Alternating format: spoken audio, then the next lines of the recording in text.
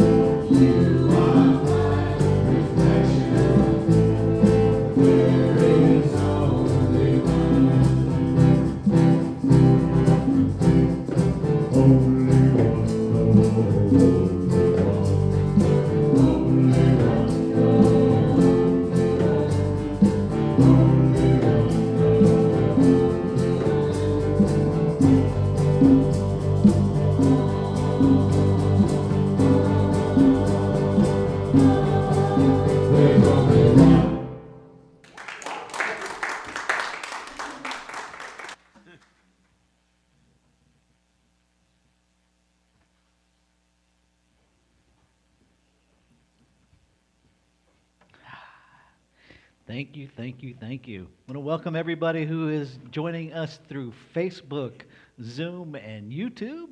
Thank you, everyone who's joining us here in the room. And I know we have some folks that I'm not familiar with, so I'm assuming you're guests. Welcome. Glad you're here. My name is Reverend Rafe Ellis, and I am honored and privileged to be the senior minister here at Sierra Center for Spiritual Living. It is one of my joys to remind us of who we are and what we're about and share that with our guests. We are a radically inclusive, spiritually progressive, supportive community that celebrates the diversity of creation. We strive to live authentic spiritual lives through a practical application of the teachings of Science of Mind. We engage in sacred practices that uplift our spirits, deepen our awareness, and ignite our soul's self-expression. We demonstrate active compassion to ourselves, to one another, and the world. We experience meaningful contributions through giving generously of our time, talents, and treasures, and we intentionally promote our community and our teachings. And one of the ways that you can immediately help with that last one, intentionally promoting our community and these teachings, is if you're joining us on live stream, or even if you're here in the room and you have your phone and are familiar with the technology, you can share this live stream on whatever social media platforms that you play on, and that will make this available to a lot more folks. So one of the things that we do every Sunday morning to put our commitment to inclusion into practice is our inclusion candle lighting ritual. And we light these candles to celebrate the unity of all people, all faiths, all beings, all life. We light the first candle for the shamanic traditions, honoring the beliefs and practices of all indigenous peoples. We light the second candle for Hinduism, honoring the path of knowledge, action, and devotion. We light the third candle for Taoism, honoring the path of ultimate reality, the natural way. We light the fourth candle for Judaism, honoring the ethical path of living by sacred law. We light the fifth candle for all forms of Buddhism, honoring the middle way and path of compassion. We light the sixth candle for all forms of Christianity, honoring the teachings of Jesus as the path of love, forgiveness, and healing by the presence within. We light the seventh candle for all forms of Islam, honoring the path of submission to the will of God as the highest calling. We light the eighth candle for the religion of Baha'i, honoring the path of unity and peace. We light the ninth candle for all forms of New Thought teachings, honoring the metaphysical path of mental healing through the practice of universal spiritual principles of love and law. We light the 10th candle for absolute inclusivity, affirming that all are welcome and celebrated here. And we light this final candle, honoring the infinity of oneness as all creation, seen and unseen. And now I'm going to turn it back over to our musicians for our next community song.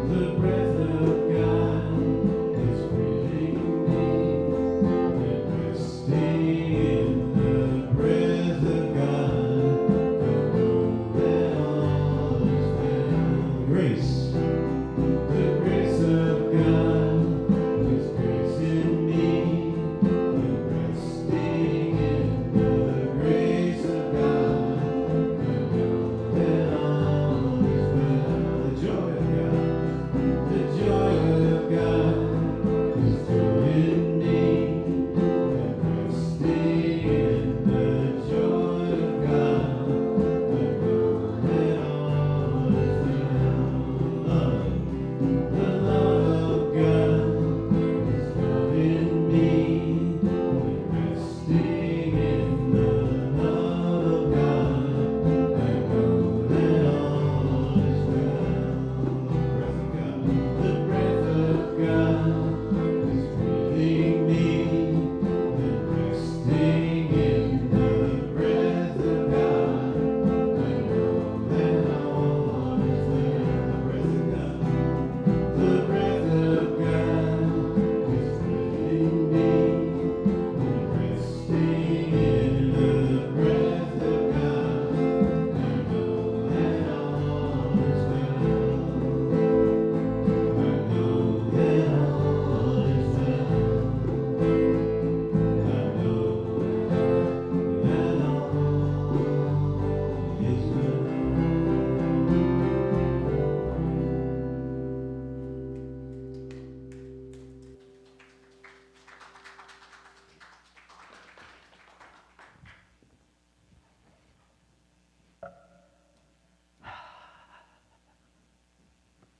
So this is our time of announcements, and we have a couple. We are open. We do have in-person folks here, peoples here. And if you're still concerned about this lovely expression of the divine called COVID, we have some protocols in place to help you navigate that. We have our bead system, and so this is just a simple communication tool so you don't have to have the same conversation over and over again. If you want folks to still stay 6 feet away, honor social distancing, you can wear a red strand of beads, and that communicates that. If you're figuring it out one person at a time and you want people to check in with you before they reach out and hug you or shake your hand, you can wear a yellow strand, and that communicates that. And if you're good with people being close to you, shaking your hand, hugging you, you can wear a green strand, and it communicates that. If you want to establish a buffer zone around you when you're sitting, you can grab a couple of seat savers on the way in, place one on either side of you, and that just lets folks know, don't sit right next to me. We encourage you to make whatever decision works for you in terms of masking. Our decision all along has been to follow the guidance of whatever the county has said. And so the county website recommends it, but it doesn't mandate it, so that's kind of where we're at as well. What I know is that you are divine intelligence in form, and so all you have to do is tap into that to know what is right for you.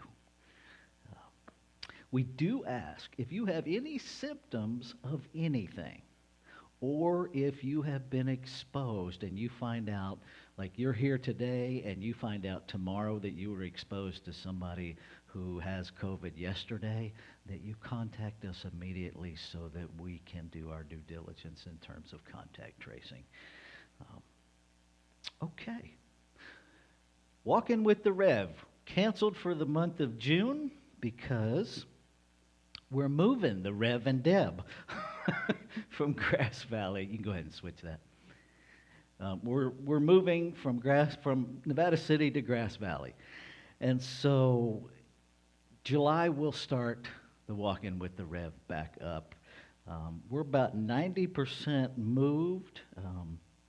I will share, it's a lovely place that we landed.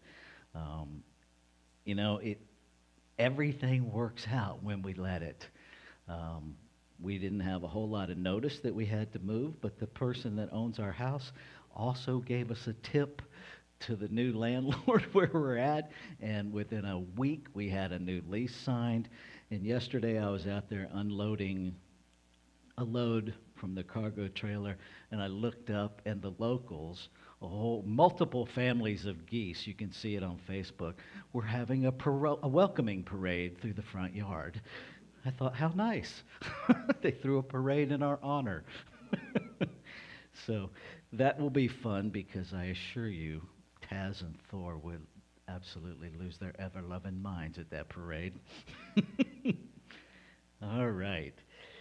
Science of Mind crossword puzzles. If you are looking for a fun way to learn science of mind, here it is. I've created 45 crossword puzzles using the definitions in the glossary of the Science of Mind, a philosophy of faith, a way of life. These are internet-based crossword puzzles, so it will actually tell you if you have the answer correct or if you have it incorrect. You can always go to the glossary if you're stuck, because it's a learning tool, and it's a fun learning tool. You can purchase these on our bookstore website, and you can get to that through our Sierra Center website, sierracenter.org.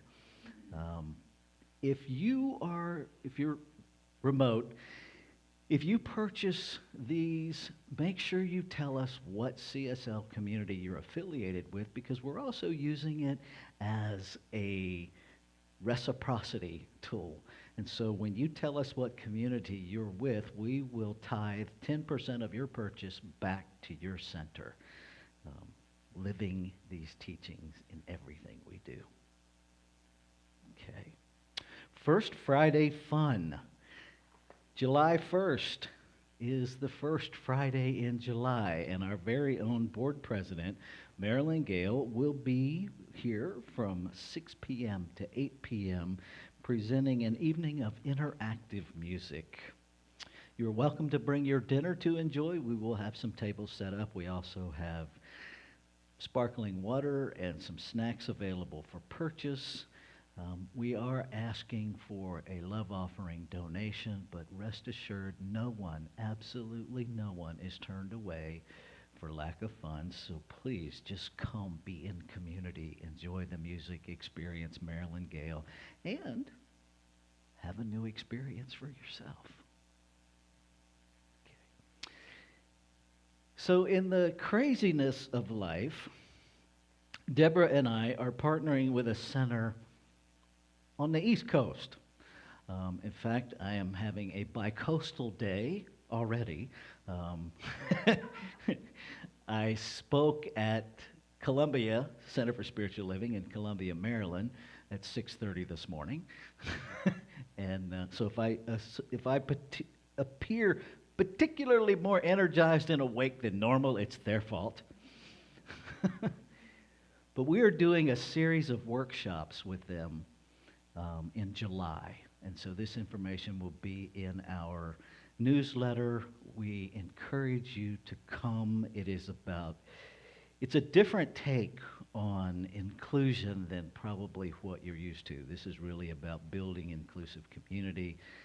The first workshop I will be facilitating, titled Who's Creating Your Experience? And it really is about unraveling our conditioning and what we've been taught, because for most of us, what's creating our experience is old thoughts that we've never even examined, that we don't even know we're having. And then Deborah will facilitate a workshop the following week entitled Creating Community, and that she will be addressing this idea of relationship before content, the art of an actual apology, and the art of appreciation. And so the following week after that, there will be a panel discussion. Deborah and I will be on the panel. A woman whose name just fell out my head, Gina Duncan. There you go. Thank you, Deborah. And Dr. Tracy Brown will be on that panel. And so I encourage you to check that out. You can attend from anywhere since it's virtual. Okay. So this is our time of inward shift. So just let all that information marinate wherever it does in you, and just let go of it for now. For those of you who don't normally join us, what's about to happen is we're going to go into a time of meditation. I'll ring the bowl 3 times. We will do 3 collective ohms. We will go into a music meditation. And then our practitioner this morning, Deborah Ellis, will bring us out of that meditation with our opening affirmative prayer, also known as spiritual mind treatment. And then she will lead us in reading our weekly affirmation.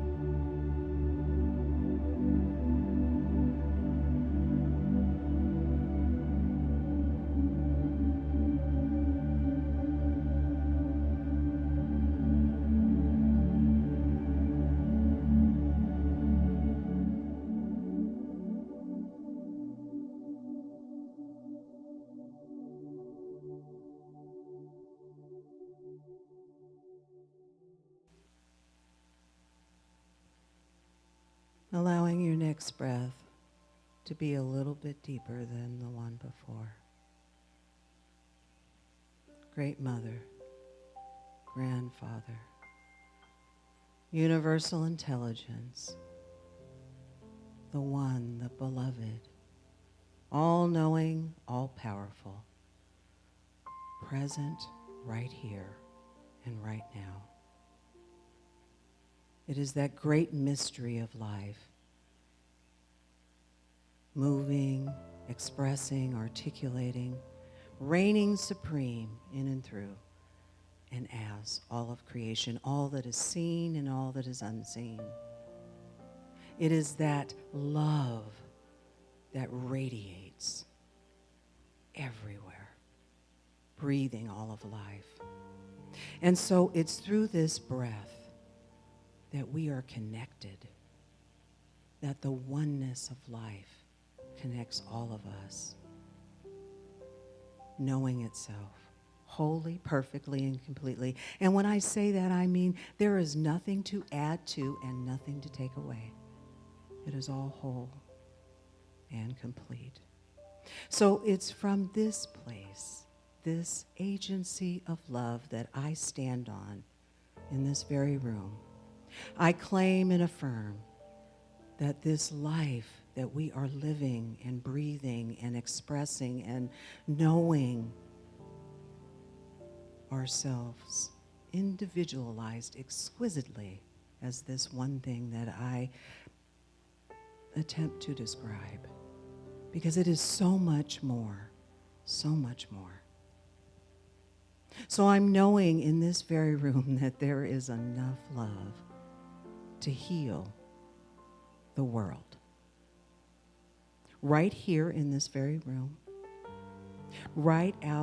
just right out into the Grass Valley area, into the greater Nevada County area, and beyond and beyond and beyond.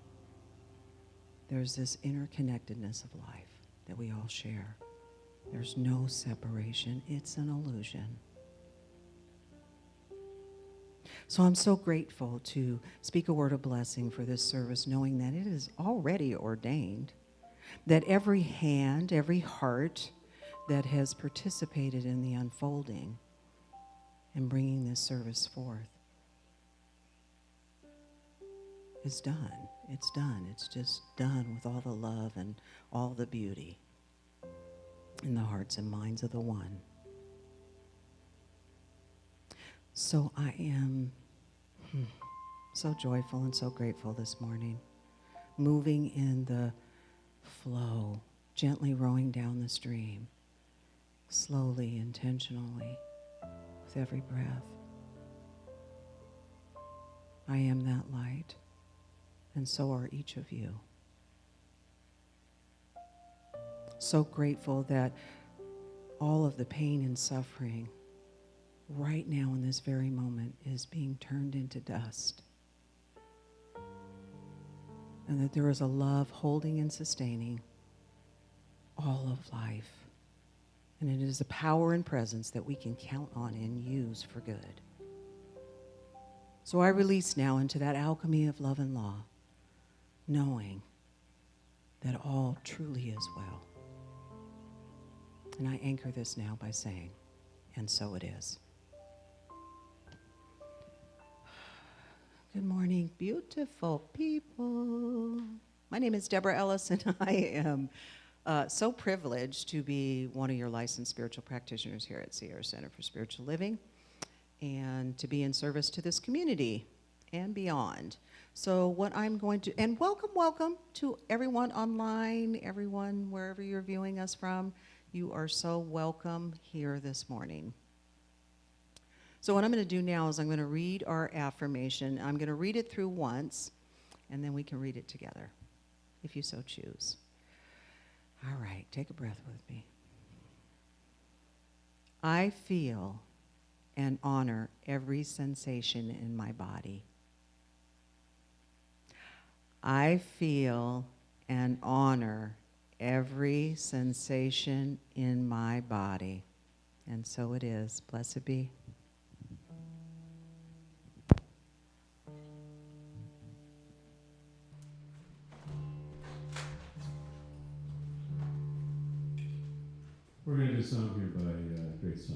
Don Hyatt paints a little scene. I play the part of the confused everyman, and Juanita is the angel.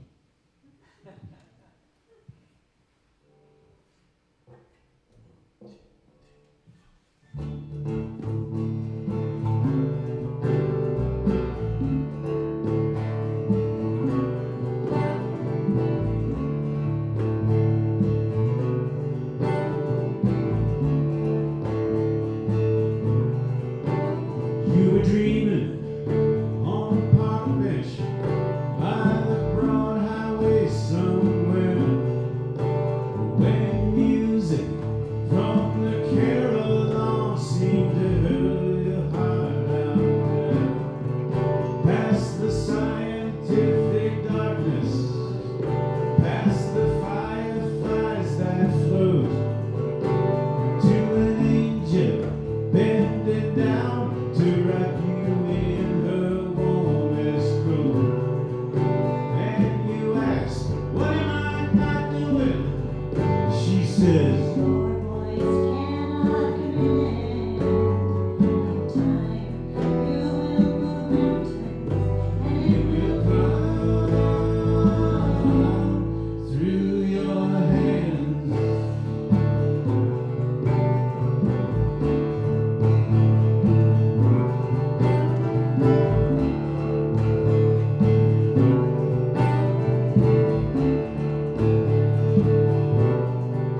Still you argue for an option, still you angle for your case, like you wouldn't know a burning bush if it blew up in your face. Yeah, we scheme about the future, and we dream about the past, when just a simple reaching out might build a bridge that lasts. And you ask, what am I not doing? She says, voice cannot command. In time, you will move mountains, and it will come through your hands.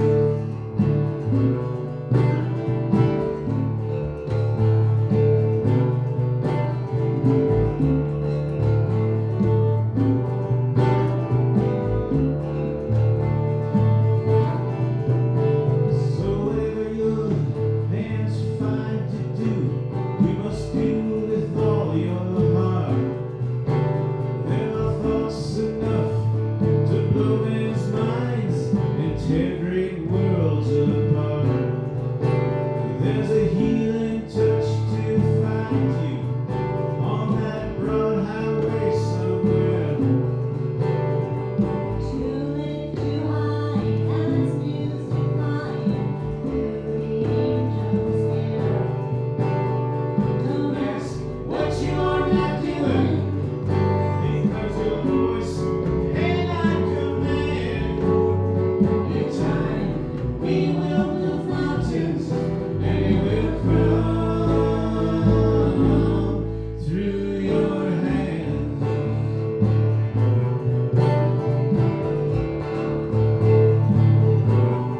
Through your hands. Through your hands.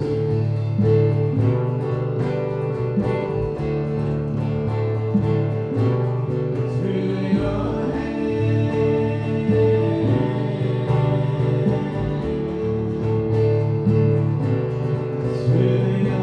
hands.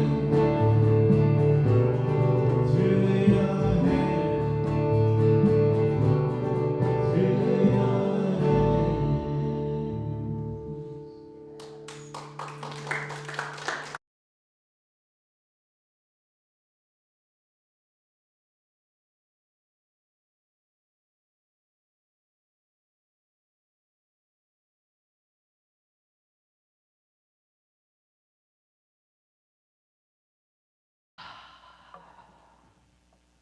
Let's take a breath together. The thing that we all share, breath. So before I launch into the body remembers, happy Father's Day. Happy Father's Day to every human being, regardless of your gender or gender identity, who has ever stood in the role of being a father. There's a biology to fatherhood, and then there's a reality to fatherhood. And sometimes the biological contributor is not the one who fathers. They are the ones who seed.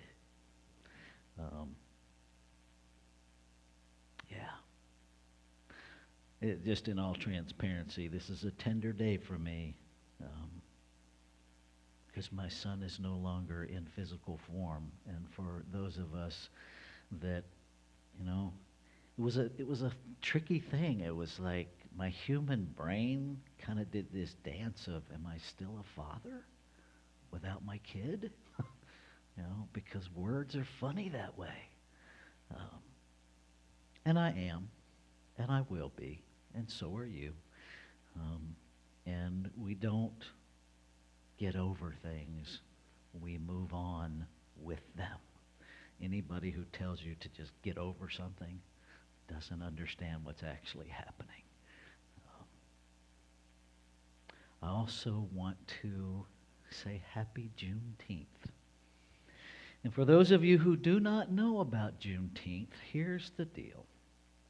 On January 1, 1862, the Emancipation Proclamation was signed into law.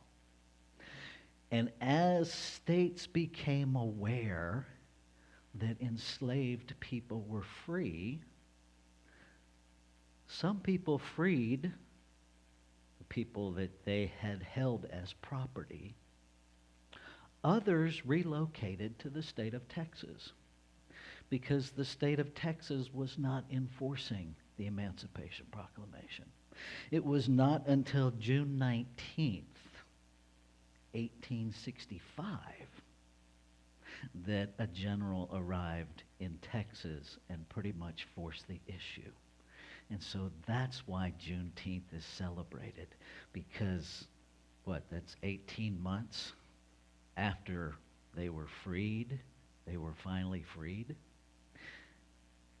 Now, I invite you, I see all of me wants to say we have to ask ourselves, but we don't, because lots of people won't. But I invite you to ask yourself, what was operating in consciousness that people were willing to relocate their home, their lives, simply to continue to own human beings? And what was operating in our consciousness that was allowed? And more poignantly, what has been operating in our consciousness that it took until 1 year ago today to make Juneteenth a nationally recognized holiday? I'm just saying, we might have some collective stuff that we're working through. Don't make us bad folks, but we have some things to shift. Now, that said, awkwardly enough, it leads into our talk, the body remembers. But what is the body that's doing the remembering? And does the biological body have memory? Yes, it does. Our cells replicate themselves, and they do it quite naturally and quite perfectly. But I'll bet most of us, when we think about remembering and the body, we're thinking about experience. And experience is established by what we tell ourselves about a situation or event. And we know that because you can have 10 people experience exactly the same event, and every one of them has a different experience. Every one of them has a different memory. If you have siblings, you know this to be true because you all grew up in the same household, encountering the same events, but when you talk to each other, don't you sometimes have that feeling of what household did you grow up in? Right? Because their version of things that happened doesn't even relate to yours because we're all filtering it through our filters. Or are we? See, that's what most of us believe. Most of us believe that we're assigning stuff. But in this thing of collective consciousness, we're assigning meaning based on stuff we've been taught that we have never, ever examined, that we've never, ever questioned. And so am I really creating my experience? Or are people 100 years ago creating my experience because I'm living under that delusional thinking of this is just how it's always been? And so we accept that and we apply that to every new circumstance and situation, therefore replicating and making it true that this is how it's always been. And this is how it's always going to be, because for whatever reason, we're not having a new experience of now. So there's a couple of things that we can do. I invite you to consider living the innocence of perpetual curiosity of a 3-year-old. Right? Has anybody ever experienced a 3-year-old getting tired of asking why? No. They don't ever get frustrated. They don't ever get tired. And it doesn't matter how many different answers you give them. Their next question is what? Why? They get it. We are infinite possibility in form, and perhaps all of this human conditioning that the one body, that the collective body is remembering has turned off our curiosity switch. I was having an after conversation with a couple of folks from Colombia this morning, and one of the things that came up is I get tired of looking at my stuff. I get tired of asking why. And what came to me in that moment is why do we get tired? Because somebody taught us there has to be a right answer.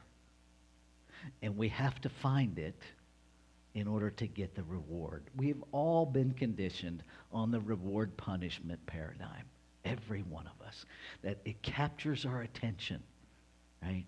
That's why we do everything we do until we wake up to that delusion and go, I'm not playing this game anymore. When we understand that we are the divine in form, this whole concept of qualifying, of getting a reward, of being enough goes right out the window. Because you can't be more than the infinite. How do you qualify above that? I don't know. Right? When I get that I am a one-of-a-kind, intentional, on purpose desire in the mind of Creator itself to experience itself as this thing I call my life, I don't need to qualify for nothing. I just need to be about the business of showing God a good time. That's my job. It's here to expand its experience of itself. If I continue to do the same thing everybody else has always done for generations, I fail at giving God a new experience of itself, which is really what I'm here to do. And so will we dare to navigate the discomfort? And trust me when I tell you, there is discomfort unraveling this reward-punishment paradigm, because we are generationally conditioned. Our bodies remember this paradigm, right? And when you step out of it, when everything in there is screaming, you have to do it this way, and you go, nope, going over here, anxiety happens.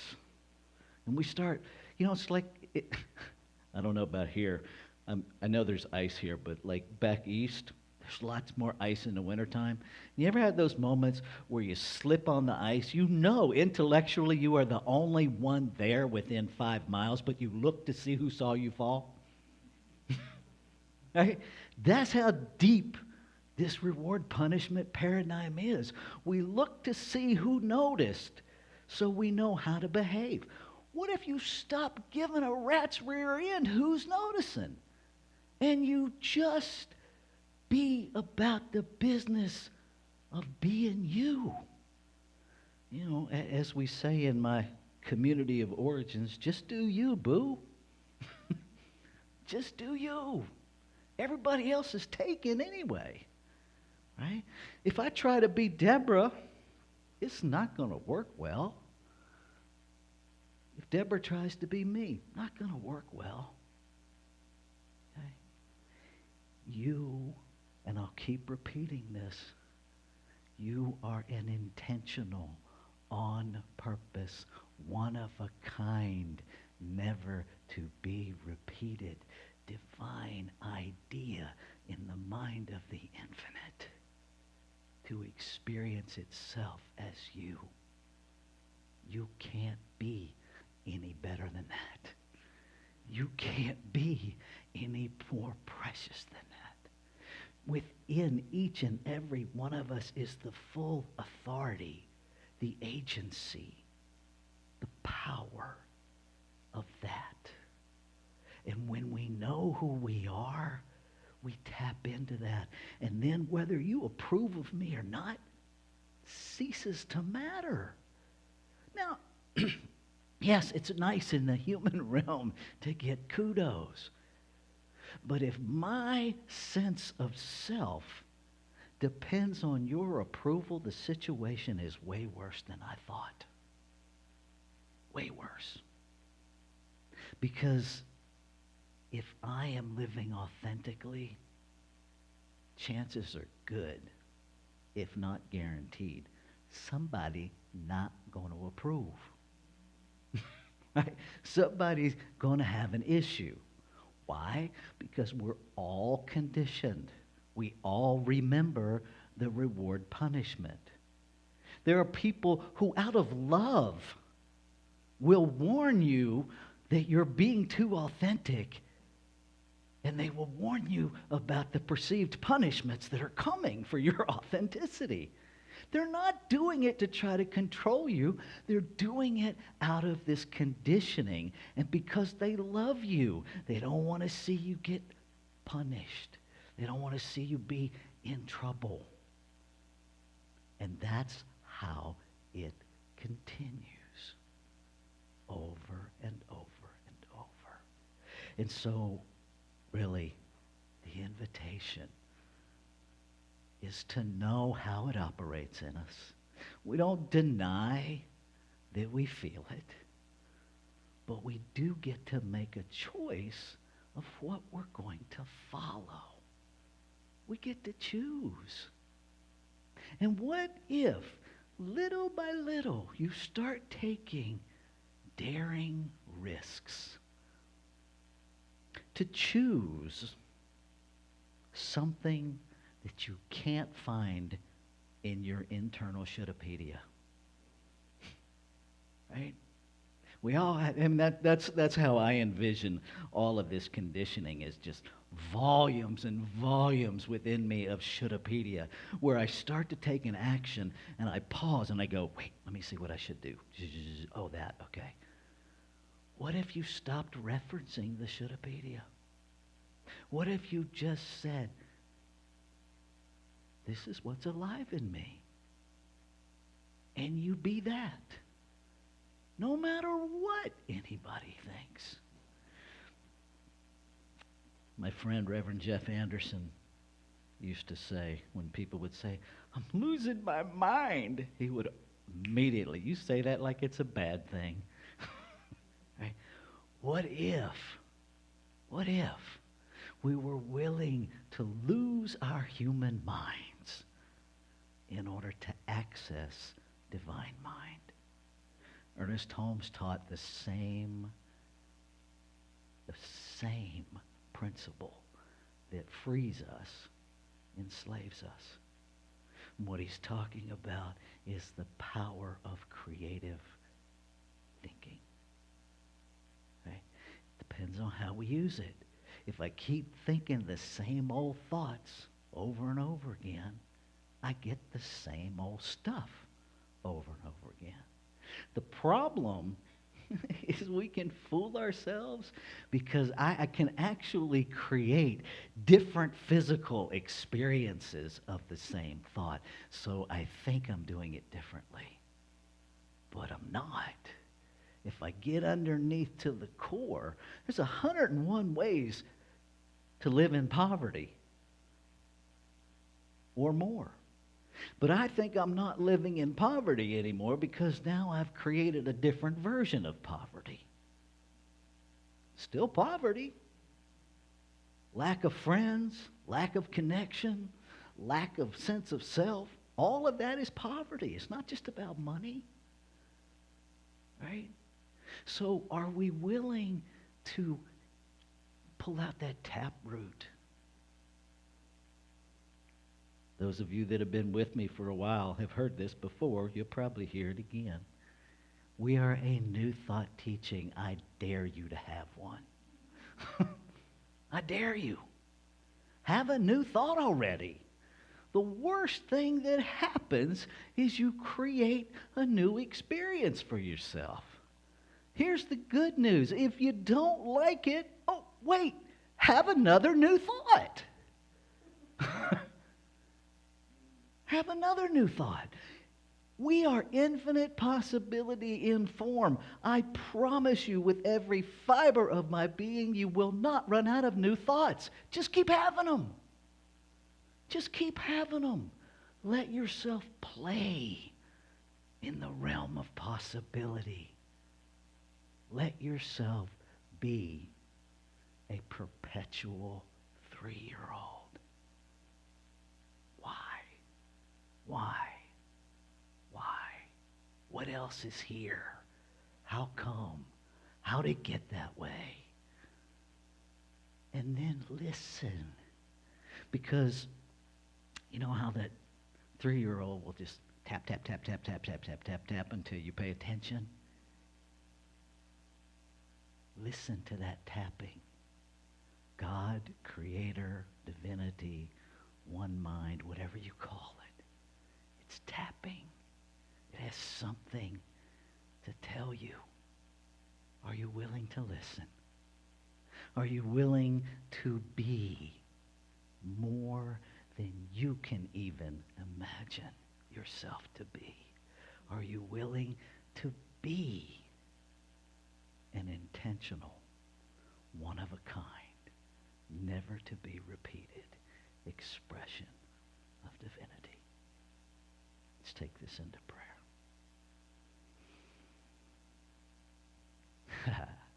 Such joy fills my heart, my mind, every cell in my being, to remember,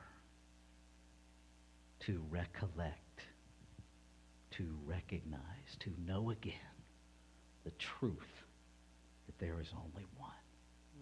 One infinite, ever-present allness. That it is perfect intelligence. It is perfect love. It is perfect peace. It is life itself.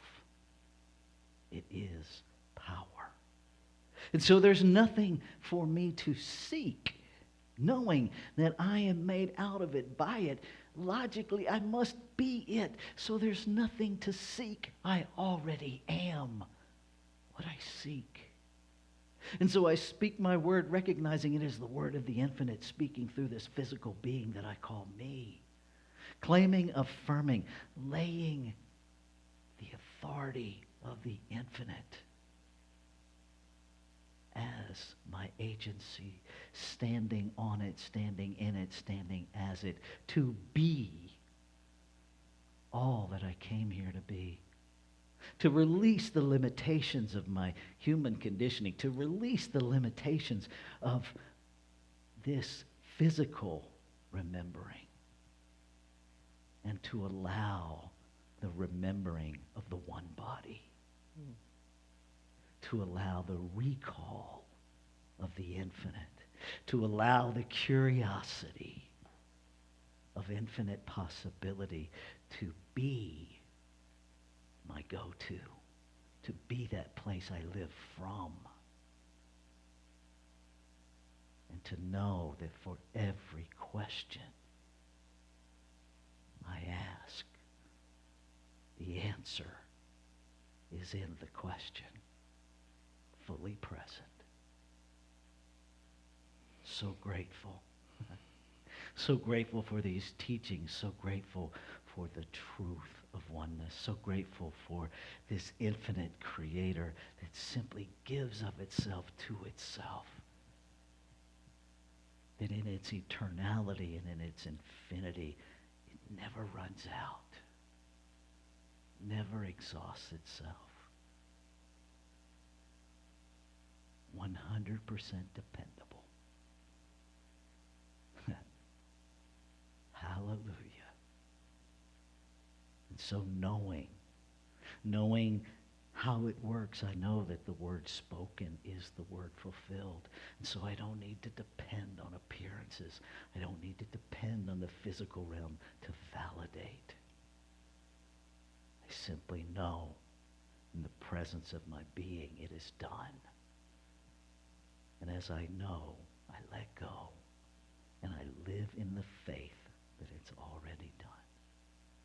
So I invite you to make this your own. To make this prayer your prayer. Because there's only one of us here anyway. As we say together, and so it is. Let's take a breath together. Our community value. I'd like to speak to it. Oh, all right. One of us forgot, both of us forgot. Have at it. I'll be succinct. First, I want to say, though, happy Father's Day to all the fathers. In whatever form you've fathered and loved from that place, I'm so incredibly grateful for you, and I'm so incredibly grateful for just fathers and that fatherly love. And I'm thinking of my father this day, and my father made his transition in 2019, and we had a little bit of a rocky relationship, but mostly really good. And what I can say is that I grew up knowing I was loved, I was wanted, I was cared for, and many great things were modeled for me. And so as I speak to our community value this morning, integrity, I have a little something I want to pass on. I'm kind of channeling my dad a little bit. Just for a moment, if it feels comfortable, just let your eyes close. And think of the word integrity. And what does that mean when you hear that word integrity? Well, there is a textbook definition of integrity, and it talks about honesty, it talks about morality, and it talks about a moral compass. And it's not just that cash register honesty, the honesty that we hold ourselves accountable to, that when no one's looking, right? But there's something just beyond that, and this is the place where I want to share this teaching that my dad tried to impart to me, because he'd sit me down sometimes and he was very intent on having me understand something about life. And it was all about our job as kids to listen to Dad, which I'm grateful for. And so it's this place of wholeness and being undivided, this beyond. That you're whole, that you're an expression of authenticity, and you're not divided. And the way he explained it to me was like this. There are going to be times when you are in a group with people, and they're going to be one way. And they're going to be talking, and, all the things are going to be happening. And then there's going to be times when you're one-on-one with people. And they're sharing all about whatever it might be, their dissatisfaction, their happiness, their joy, whatever it is. And then you're with this person on this one-on-one, and you get back into that group again. And they're a different person.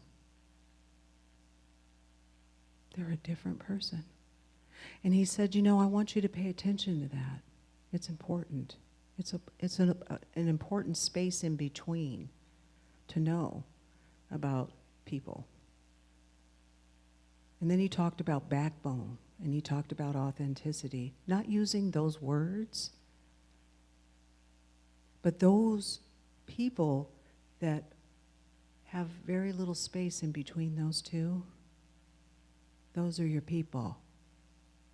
Those are your people. And so I liken that to integrity. It's like, what you say to me when we're having a conversation, and then you and I venture out into the world and we're living our lives, you're still that same person. It's not divided. You are wholly, authentically who you are. So I just want to leave you with that, and I want to thank you, Dad. I want to thank you, thank you, thank you, thank you.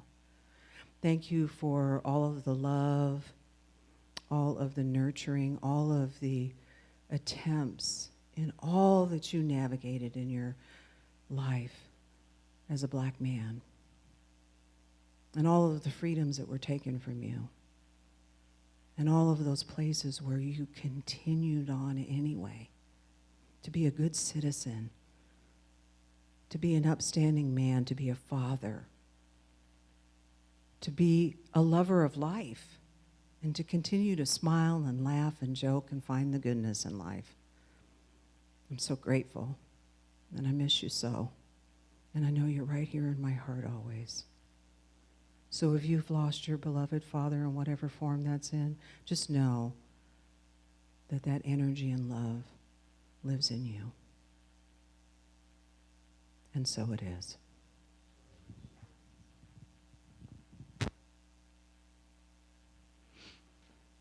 Thank you, Deborah. So this is our time of intentional giving. And I invite you to understand that giving is the spiritual principle of reciprocity in action. That just like a garden hose, it's always there, but you have to open the tap to get it flowing. And so if you want more flow, I invite you to open the tap this morning. That's kind of how it works. Our website is there on the screen for those of you joining us virtually. We're going to pass the basket here in the room. Let's say our giving affirmation together. I give this gift with love and joy from a consciousness of abundance. Divine love blesses and prospers all that I have, all that I give, and all that I receive. And so it is. All right. Thank you, Hillary, for being our greeter and our PowerPoint person. Thank you, Juanita, for being our live stream setup and everything person, and for being one of our musicians this morning. Thank you, Jill, for the flowers and for doing our offering here in just a minute. Thank you, Jeff. Thank you, Don. Thank you, Julie. And thank you, Deborah. Please receive the gifts.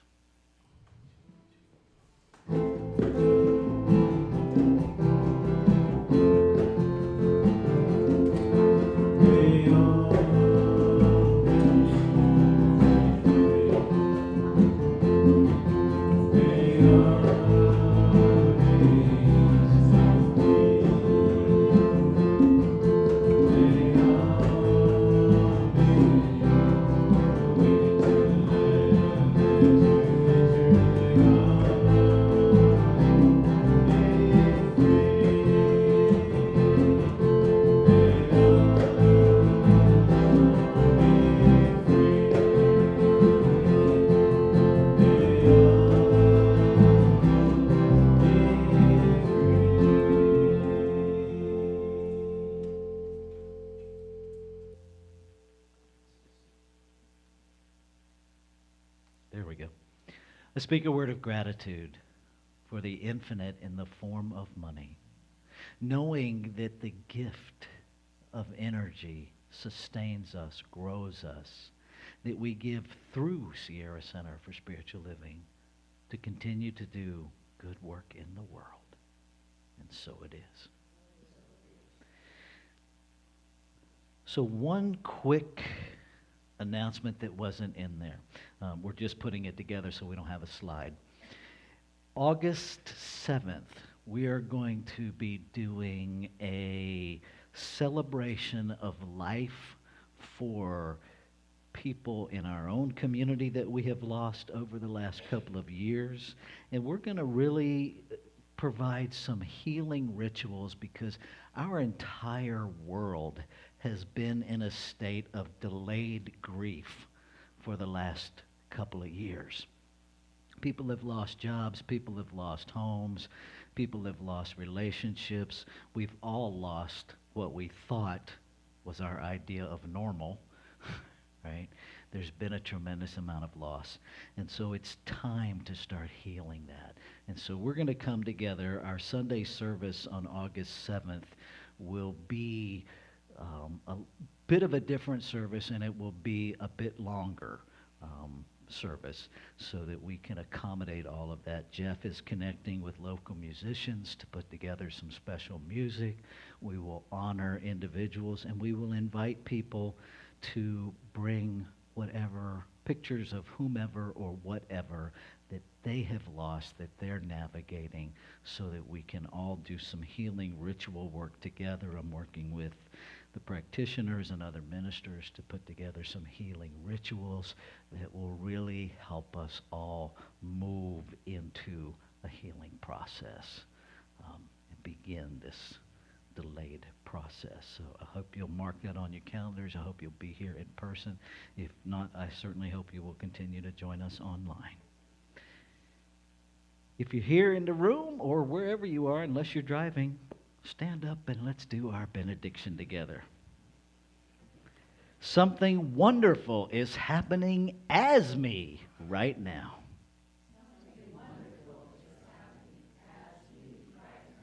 It is this thing called life. It is this thing called my body. It is this thing called curiosity. I know it. I feel it. I sense it. Because I am it. And so it is. All yours, Jeff.